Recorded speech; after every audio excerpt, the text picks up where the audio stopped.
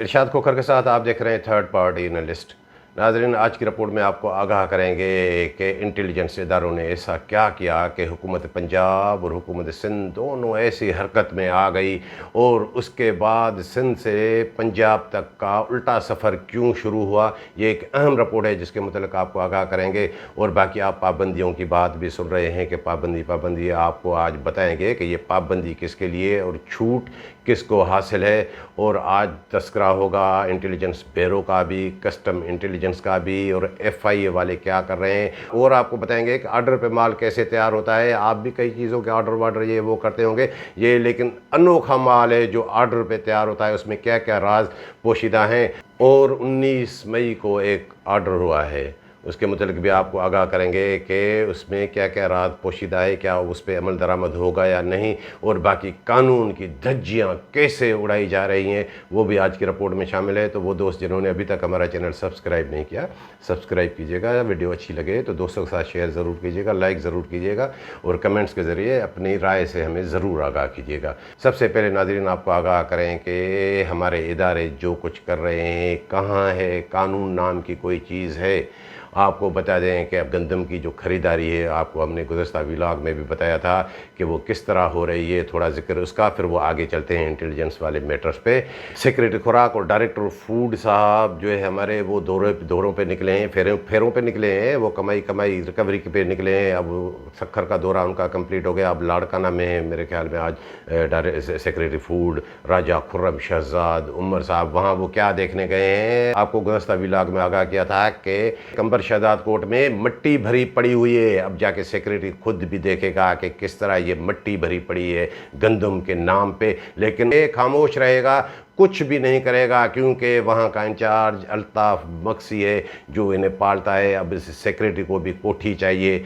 वो तो उन्हें कह रहे हैं कि आपको हम कराची में बड़ा बंगला लेके देते हैं, कह रहा है कि नहीं पिंडी में, लेकिन मेरी इतला है कि पिंडी में नहीं, उसको लाहौर में कोठी बनानी है। अब वहाँ जाके फिर लाड़काना में भी वो देखेंगे विशनदास और आंटी शमीम जो आपको बताते हैं DFC, उन्होंने क्या कारनामा अंजाम दिया था। आपको गुज़श्ता व्लॉग में आगाह किया था कि किस तरह वो एक प्राइवेट पर्सन उन्हें अरबों रुपए के बिल दे दिए हैं, फलां सेंटर के इन सेंटर्स के लड़कों के आप गंदम की ख़रीदारी आप करें। और वो कराची वो कैसे जा रही है, वो किरदार आपको बताया था कि गेरेलो लाड़काना का एक कस्बा है, वहाँ का आसिफ राजपूत वो एक व्यापारी है जो पूरा ठग पे एक नंबर का ठग। और उससे विशनदास ने क्या कराया है, उससे वो ऑर्डर पे माल तैयार करा रहा है। ऑर्डर पे माल कैसे कि फी 100 किलोग्राम गंदम की बोरी के रेट है 10,000 रुपये, तो वो उन्हें कह रहे हैं कि नहीं 10,000 रुपये नहीं, 9,000 वाली बोरी बना के दें, 8,000 वाली बोरी बना के दें। उसमें क्या करें, मिट्टी मिलाएं, पत्थर मिलाएं, सब कुछ कराएं। ये जिस तरह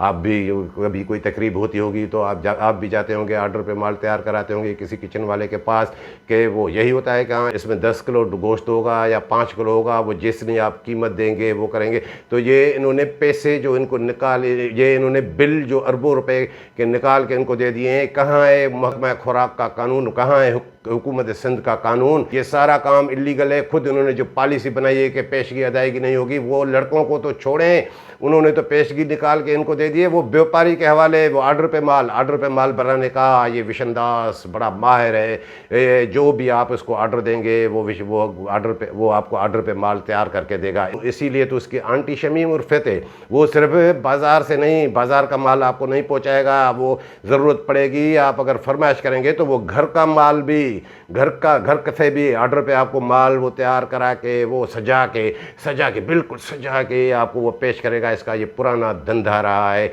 ये ऐसा धंधा करने वाले ही तो आगे हैं। तो अब ये ऑर्डर पे जो माल तैयार हो रहा है, क्या इस पर सिक्योरिटी की नज़र नहीं जा रही है? ये पूरा आप समझें कि ये किस तरह ये पुराना माहिर है ऑर्डर पे। ये तो गंदम का मामला है, समझ जाए मैं क्या बता रहा हूँ आपके कि ये ऑर्डर पे क्या क्या माल सप्लाई करता रहता है। तो ऐसे लोगों की तो फिर वाह होगी। और नाज़रीन आपको बता दें कि FIA का भी एक किस्सा कि हमने आपको पहले भी एक दो मरतबा बताया है कि महकमा खुराक ने एक पॉलिसी मुतरफ़ कराई कि नहीं, अब 20 जनवरी के बाद जो फी 100 किलोग्राम गंदम की बोरी की कीमत अजरा होगी वो होगी 8,500 रुपये, पहले थी 5825 रुपये। हमने आपको कितनी बार आगाह किया था कि इसमें बहुत बड़े घपले हैं। ये 20 जनवरी के बाद भी 5825 में ही गंदम की कीमत जमा होती रहेगी बैंक में, 2600-2700 का तकरीबन मार्जिन वो ये खुद खाएंगे। और उसकी FIA वालों ने इंक्वायरी की, वो शुरात उन्होंने सखर से की, वो आपको पहले भी बता चुके हैं, जो हमारे मुस्तकिल व्यूवर्स हैं वो सुन चुके होंगे। अब वो उस पर इन्होंने एक लेटर निकाला FIA वालों ने, उसमें FIA वालों को भी मुझे समझ में नहीं आ रहा है कि ये कर क्या रहे हैं। कि उसमें उन्होंने लिखा कि लाड़काना रीजन से भी उन्होंने तफसीलात मंगवाए कि 15 जनवरी से 25 जनवरी तक के जितने भी चालान जमा हुए हैं उनके आप हमें जो डिटेल दे दें। 25 जनवरी क्या, ये तो मार्च तक 5825 रुपये में जमा होते रहे हैं। जिसकी एक मिसाल आपको दे दूँ कि शिकारपुर में जब DFC था, ये जग्गू दादा जगदीश ये इसका पप्पीट, इसकी बग्गी में चलने वाला हसन अली मक्सी के जो महकमा खुराक की माफिया का सुरगना है, उन्होंने भी ऐसे ही जो चालान, वो एक फ्लोर मिल है, वो फ्लोर मिल क्या है, वो बंद फ्लोर मिले, वो जो आपको बताते हैं कि वो परवेज़ भट्टी महकमा खुराक पे बड़ी चट्टी, मेरे ख्याल में तैमूर फ्लोर मिले या ऐसी कोई फ्लोर मिले, उनकी गंदम वो उन पे नहीं गई। उनकी गंदम ये हसन अली मक्सी खाता रहा और उनका चालान 5825 रुपये के हिसाब से ही जमा कराता रहा। सिर्फ वो फ्लोर मिल नहीं है, हैदराबाद की कई फ्लोर मिलों की कोटा वो खुद खाता है, कराची के भी चंद फ्लोर मिले हैं जिनका कोटा वो खुद खाता है। ये मतलब जो सरकारी गंदम वो बाप दादा का माल समझ के ये मिलों के नाम पे भी खुद खाते हैं। के जो पैसे उन्होंने जमा कराए 5825 रुपये में, फिर FIA का ये जब लेटर आ गया लाड़काना रीजन में भी, तो फिर उसको थोड़ी वो लग गई कि अब ये क्या है। अब मेरे ख्याल में वो किस तरह भी करके अब उसकी वो अप्रूवल हो या ना हो, कुछ भी हो, उन्होंने 90 लाख रुपए हसन अली मक्सी ने खुद वो डिफरेंस कैसे जमा कराया कि ये तो गले में पड़ेगा, डिफरेंस जमा होगा तो फिर मामला इधर का उधर वो ये होगा कि नहीं गवर्नमेंट का लॉस नहीं है। ये सीधा फ्रॉड है भाई, सीधा फ्रॉड किया है इन्होंने। और FIA वाले अगर ये 25 जनवरी तक इन्होंने मामला रख के ये अगर ठिप कर लिया है तो फिर तो उसका कुछ हासिल नहीं होने वाला। ये इसमें बहुत बड़े घपले हैं। और बाकी नाज़रीन आपको आगाह करें कि ला कानूनियत, कानून नाम की कोई चीज़ नहीं है। ये लेटर देखें, मेरे पास ये एक लेटर आया है कि 16 मार्च को एक जो है महकमा खुराक में प्रमोशन वो नोटिफाई हुए थे, हसन अली मक्सी भी वो हो गया है DFC, और वो उसमें क्या लिखा है कि 2 एडिशनल डिस्ट्रिक्ट फूड कंट्रोलर वो जो एक जामशोरा में तैनात है, आपको बताते हैं शहदाद कोट का शीदा टल्ली, दिलशाद सुमरो और ये जगदीश उर्फ जग्गू दादा, इनके लिए कि इनको एक्टिंग बेस पे DFC किया जाता है।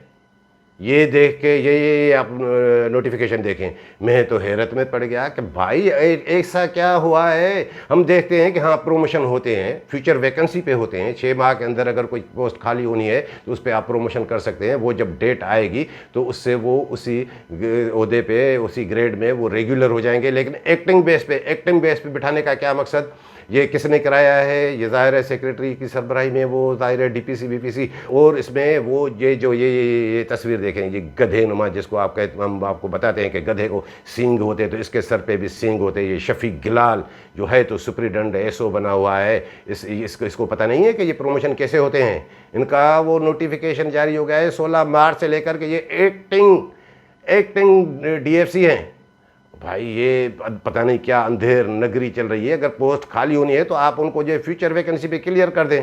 आपने पहले भी तो किया, खादिम शर को आपने रेगुलर DFC किया, एक और को आपने रेगुलर DFC प्रमोशन दे दिया, तो इनको भी ऐसे ही कर देते। लेकिन ये सारा खांचा, चूँकि जब हसन अली मक्सी खुद AFC था तो उन्होंने भी ऐसी चिड़िया बिठाई हुई थी, पैसे दे के चिड़िया बिठवाई थी। वो ये तो पुराना किस्सा है कि वो भी एक्टिंग एडिशनल DFC, फिर वो DFC लगता रहा। अब तो वो सारे काले सफ़ेद का वही मालिक है सब है। और आपको जैसे हमने आपको आगाह किया नाज़रीन कि 19 तारीख को एक लेटर जारी हुआ है। आपको याद होगा कि 19 मई के एक व्लॉग में हमने आपको बताया था कि ठुकराटो सेंटर का इंचार्ज ज़िला सक्खर की बात कर रहे हैं कि पेरोज़ राजड़ वो जाता है, वो गंदम की वो बोरियां देखता है कि हज़ारों पड़ी हुई है, वहाँ पे उन्होंने हिलजुल की, उन्होंने उठाने की उठाने की कोशिश की तो उन्हें मुअत्तल किया गया जी, घर बिठा दिया गया। क्यों मुअत्तल किया गया था? आपको बताया था कि वो गंदम मोहम्मद बख्श महर MNA जो है, मोहम्मद बख्श महर का नाम आ जाए तो ज़ाहिर है उसका भाई बंगुल, वो तो एंटी करप्शन का मुआवने खुसूसी वगैरह भी हैं, तो एंटी करप्शन उनके हाथ में। लेकिन वो बंगुल की बात नहीं है, बंगुल की इतनी वो नहीं चलती जितनी ये मोहम्मद बख्श महर की चलती है। उसी की वजह से उसको स्पेशल असिस्टेंट वगैरह भी बनाया गया है। तो वहाँ पे उनकी सिफारिश पे उन्हें मुअत्तल किया गया, वो मुअत्तल हो गए जी। और उसी वक्त मैंने भांप लिया था कि ये मामला सिर्फ एक इंचार्ज तक नहीं होगा।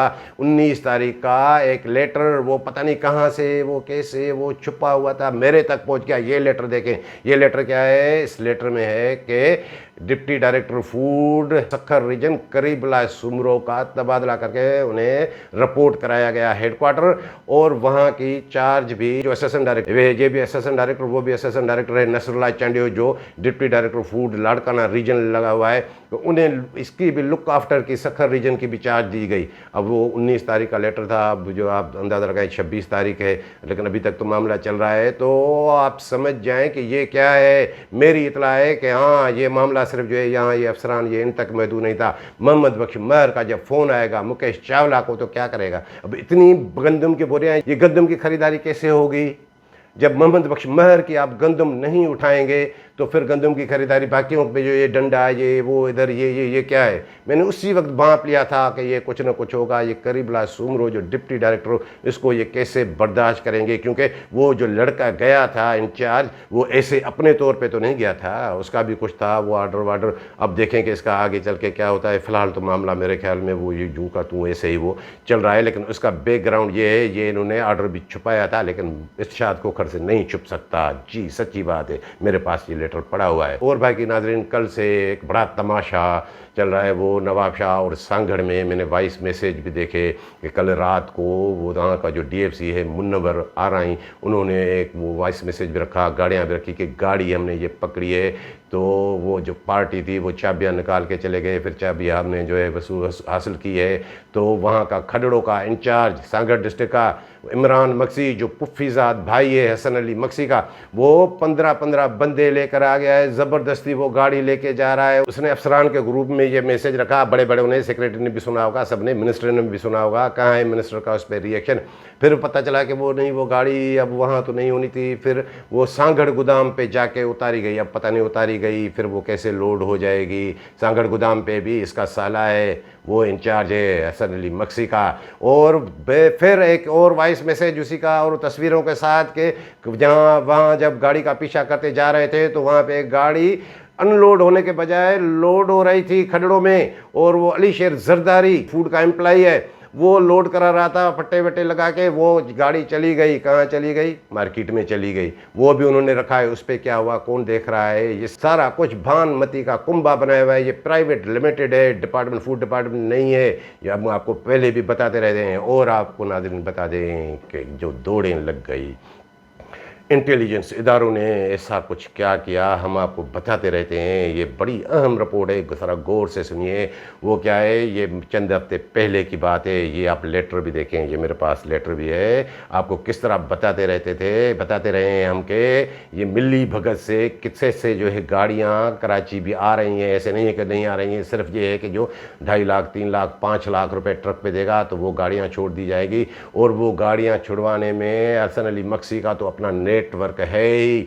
लेकिन ये जो गाड़ियां हैं ये कैसे आई, पहले आप ये गौर से सुन लें, फिर इसका सारा बैकग्राउंड बताते हैं कि 10 गाड़ियां वहां से निकली, उस पर वो ज़ाहिर है वो सिंध में दाखिल हुई। तो वहाँ का DFC जो है अख्तर बोजदार कश्मीर वाला, वो उन्हें अथोराइज़ करता है कि नहीं ये वो गाड़ियाँ हैं, इनको इजाज़त दी गई है कि ये जाएं। जबकि मुकम्मल पाबंदी है कराची में गंदम लाने पे, उनको इजाज़त कैसे दी गई? वो इजाज़त दी गई डायरेक्टर फूड, ये जो बिशनी शाह है डीट शाह, इसके कहने पे उन्होंने बोजदार को कहा था कि हाँ ये 10 गाड़ियाँ हैं, ये मेरी हैं, ये छोड़ दें, ये कराची आएंगी। जब कराची वो गाड़ियाँ आई तो उनमें से 4 गाड़ियां इंटेलिजेंस ब्यूरो वालों ने पकड़ ली। रिकॉर्ड की बात है, ये कोई हवाई बात नहीं है। इंटेलिजेंस ब्यूरो वालों ने वो पकड़ के फूड डिपार्टमेंट वालों से रुजू किया कि हमने गाड़ियां पकड़ी हैं, आए आके जो है आप इसको रेड करें, ये उतरवाएं। ये कोई जवाब नहीं। अब इमदाद शाह क्या बोलेगा कि ये गाड़ियां उन्होंने खुद मंगवाई है, ये पाबंदी है ना गंदम की, किस तरह की आ रही है, सिर्फ